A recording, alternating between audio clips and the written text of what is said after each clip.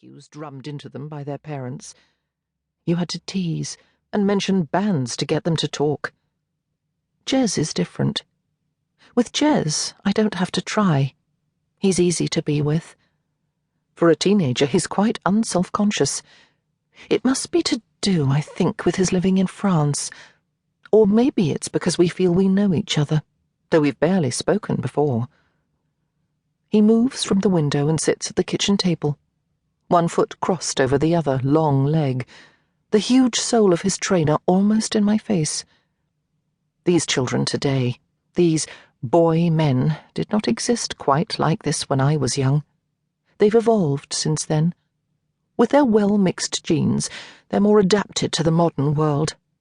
Taller and broader, softer, gentler. "This is a wicked house, right by the river. I wouldn't sell it." He drinks half his wine in one mouthful. "Though it must be worth quite a bit."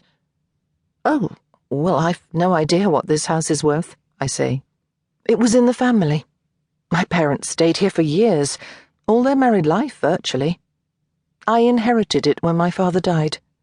"Cool." His wine's gone in one more gulp. I refill his glass. "This is the kind of place I want to live," he says. "On the Thames. A pub to the right, the market there. You've got everything. Music shops, venues. Why do you want to move?" "I'm not going anywhere," I assure him. "But your husband, at the party, I'll never leave the river house." This comes out more curtly than I intend, but I'm hearing things I don't like. Greg thinks we should move, yes, but we haven't agreed to it.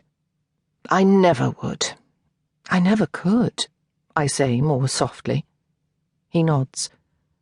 "I didn't want to leave this area either, but Mum says London, Greenwich especially, is bad for my asthma. It's one of the reasons we went to Paris." His dark fringe has fallen across one eye. He flicks it back and looks at me from under long, perfectly formed black eyebrows. I notice his sinuous neck, with its smooth Adam's apple. There's a triangular dip where his throat descends towards his sternum. His skin has a sheen on it that I'd like to touch. He's of adult proportions, yet everything about him is glossy and new. I want to tell him that I have to stay in the river house to be near Seb.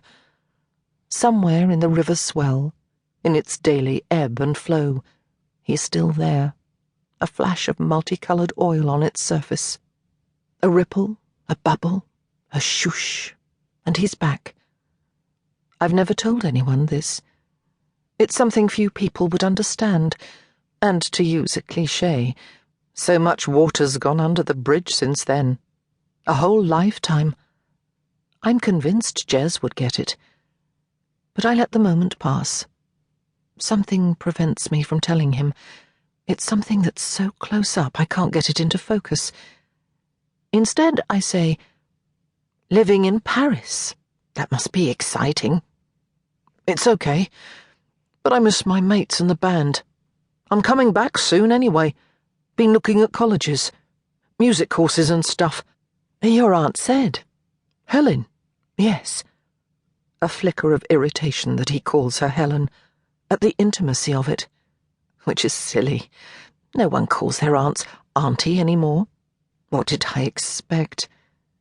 "Found anywhere you want to apply to?" He pulls a face, and I can see he doesn't want to have this conversation, the one where the adults ask what you're going to do. He's too alive for this kind of talk. Even though I'm thinking, I could help you. Drama, music, they're my areas. "Everyone says, 'Ooh, Paris,' but it's rubbish. A city where you have no mates. I prefer London. It's like no one gets it when I say that." "I get it," I say. I'm aware of the marmalade, slowly setting on the stove. I should fetch the funnel and pour it into jars, but I'm unable to move from my chair, from his line of vision. "You can nip up and get the album if you like," I say. "It's in the music room right at the top of the stairs." "The room where the keyboard is?" Of course. He came here once before.